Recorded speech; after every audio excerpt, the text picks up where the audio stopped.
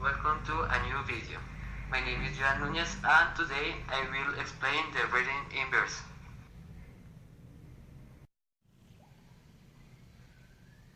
We see the birds fly and we see that they never run out, never suffocate, they do not lack their air. How can they do that? It's elsewhere in the respiratory apparatus. See how is the respiratory apparatus of a bird. Consists of a part common with the rest of vertebrates and unique structures. That have then as common parts are the nostrils and the buccal cavity that present a cylindrical hat reinforced with cartilaginous structures that always make it open. That have received the name of trachea. His hat is going to continue for some bronchi that will be introduced inside the lungs. In the interior, those bronchi will be divided into secondary bronchioles, tertiary bronchioles, and so on to make a very fine duct. The bronchi finer are called parabronchus and are vascularized, is where they will perform gas exchange.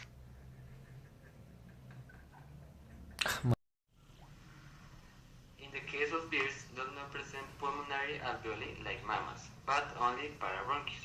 One of the wonderful inventions for the breed that the birds have the aerial sacs. The bird presents between 7 and 14 aerial sacs. Depending one of the species, these aerial sacs are divided into groups. If we divide the birds into parts, the one close to the skull is the cranial portion, and the one next to the tail is the caudal portion. In the one close to the skull are the anterior cranial sacs, or sacs that are five. There is an interclavicular air sac. That is a unique piece to air sacs, cervical, one for the right lungs and for the left lung, and two anterior thoracic sacs, also one for the right and the left in the portion corresponding to the tail. We have the posterior thoracic air sacs are also two, and the abdominal air sacs are also two. If we see the arrangement that is in a central view, we can see here the trachea, the primary bronchi. These primary bronchi are introduced into the lungs, and this is where they will be divided into many more tubes to form the secondary bronchi or mesobronchi, and the bronchi tertiary or bronchi, and we can also see how the different air sacs are arranged. Here we have the air sacs interclavicular, the two air sacs cervical, the two air sacs anterior, and thoracic, the two air sacs thoracic, and the two abdominal air sacs. As it is carried out a complete respiratory cycle in a bird, we will see that we have represented here in the area of air intake. This area will correspond to the buccal cavity, nostril, the beginning of a serious trachea. Then we can see that all these are the primary bronchi, and from here we are already inside the lungs. We are talking about the secondary bronchi. Higher up in this area we are in the area of the bronchi. At the end we have represented with the squares the back sacs and the previous sacs. When the first breath occurs, the air through the nostril, and when it reaches the lungs, it is directed to the posterior air sacs, and the other part is directed to the lungs.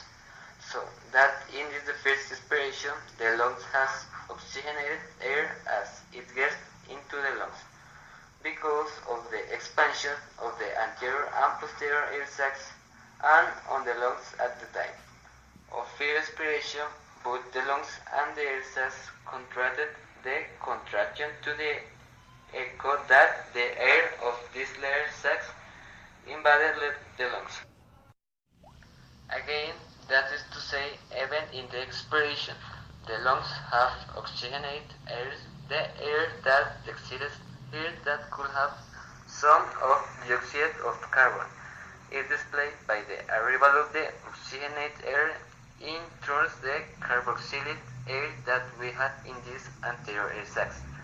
And if this duct is expelled by the contraction by the trachea to the outside again. A second inspiration is produced again the air sacs posterior and anterior. The air enters again by the ordinary tubes recarries me against the reservoir of oxygenated air from the posterior air sac. It recarries the area of the bronchi. With oxygenated air is displaced air that carries here something CO2 and fills the entire area of the previous air sacs. With the air that carries the CO2 in the will the next exhalation is to remove air with CO2 through the trachea due to the contraction of the posterior air sacs and the anterior air sacs. Note that what we can see is that at the times the posterior air sac stores oxygenated air that go to continuously recarry the lungs, while in the inner air sacs what we are going to store is going to be carbureted silica. This mechanism of yielding both in the inspiration and in the exhalation of oxygenated air in the lungs is what allows the bears not to suffocate. Thank you for watching this video. Do not forget to give it a like. If you like, you can leave a comment. Do not forget to subscribe with the button below so you don't get lost when uploading